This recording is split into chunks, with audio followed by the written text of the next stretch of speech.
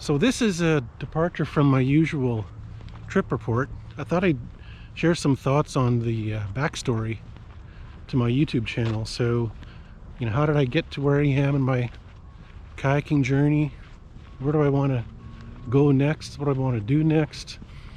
Particularly since I recently took an early retirement, so a few months ago. And now that it's spring, I'm getting excited about upcoming trips, and I really have no excuses, right? I can't say I'm too busy to do this or do that. Here's a quick summary of my gear acquisition journey. I bought my first kayak in 2014, a 14-foot wilderness tsunami. I then discovered kayak tripping and quickly realized this boat wouldn't cut it in bigger waters and longer trips. My second boat was a 17-foot plastic wilderness Tempest that packed a ton of gear. The retailer I bought it from called it the Green Mile. It served me well for many years, but it was heavy and maneuvered like a battleship. So I sold the Tempest and bought my third boat in the fall of 2024. It's called the Sisu by Current Designs. It's lighter, stronger, and much more maneuverable than my Tempest. I've used it for one full season and I absolutely love it. The rest of my hard-earned money has gone into high-quality paddling and camping gear, and I've actually upgraded most items over the years as I've gained experience. As far as paddling skills go, I probably went about this the wrong way. When I started kayaking about 10 years ago, I thought of it as a means to an end, right? A way to get to places that aren't otherwise accessible by trails or by vehicle. So consequently, I didn't spend a lot of time developing a good repertoire of paddle strokes. Also, because I purposely didn't get into situations where things would be a little sketchy, so I didn't really focus on re-entry skills, bracing, that sort of thing. And I'm also a little embarrassed to say I don't have a role yet. I've tried it on my own without success, but I do plan to address that deficiency in the near future. Although I've done lots of reading and watched a lot of videos over the years, I've also pursued more formal instruction.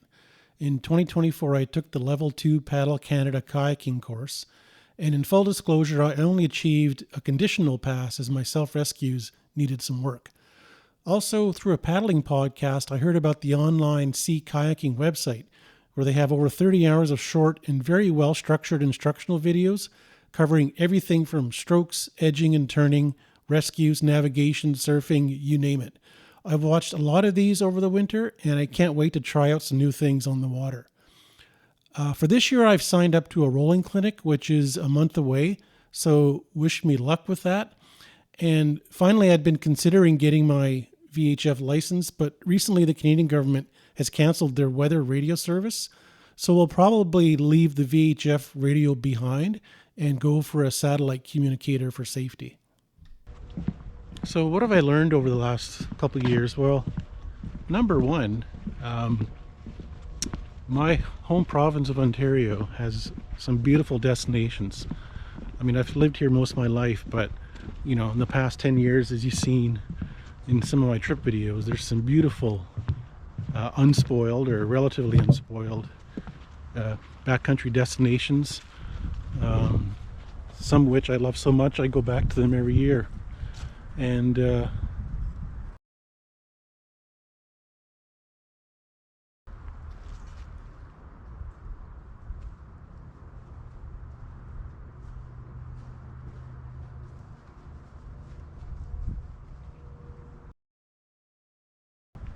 another thing I have learned, particularly as I launched into retirement, is that I am getting older.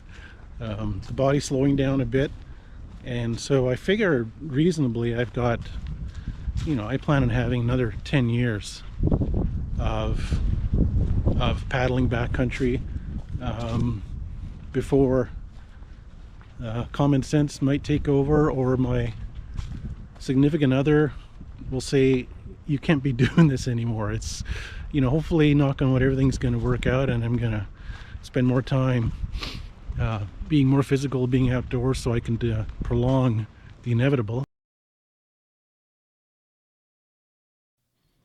Almost all of my multi-day trips have been on Georgian Bay and Lake Superior. The closest of these is a 4 to 5 hour drive from my home and up to 2 days travel to get to Northern Superior. I have some destinations in the same region other than these I'd like to visit, for instance, Puckasaw National Park and the North Channel above Manitoulin Island. Other than that, I've done lots of day paddling closer to home on Lake Erie, which I have to admit is not very scenic, as well as various rivers within a 2-hour drive of my home. In terms of my immediate future, I've got a couple trips planned this summer. In June, I'll be going up on Superior to do a Slate Islands 5-day trip with a group. I'd been thinking of doing that trip as a solo, but I thought better of it because it is Lake Superior and there's a crossing, a 10-kilometer, couple-hour crossing when conditions are good, but if they're not, I'd much rather be with a group. So we've done a virtual meetup with the group that I'll be paddling with, and between their set of experiences and a couple guides, I think it's going to be a fantastic trip. Looking forward to it. Also got French River booked for a few days later in June, and then in July my wife and I are doing some camping on the East Coast, so we'll be spending some time in Fundy National Park and bringing the kayak, of course, and I'm looking forward to visiting Hopewell Rocks. If you don't know, that's one of the places where the largest tides in the world occur, and there's some rock formations that you can visit when the tide is low by walking to them, and also kayak to them when the tide is up. So definitely that's on the list. And then we're also spending some time in my birth province of Newfoundland visiting family, and so I plan to dip my boat into the cold waters of the Atlantic. Another thing I'm looking forward to working on is expanding my repertoire of dehydrated meals. So I started doing that a few years ago. I got a couple of books, tried some recipes. Some are winners and some are not so much winners, but I really enjoy it, and it's so great for backcountry, right? You can prepare meals well in advance, keep them stored for the whole season. The other thing that I'm going to continue to do is compose my own music for my videos.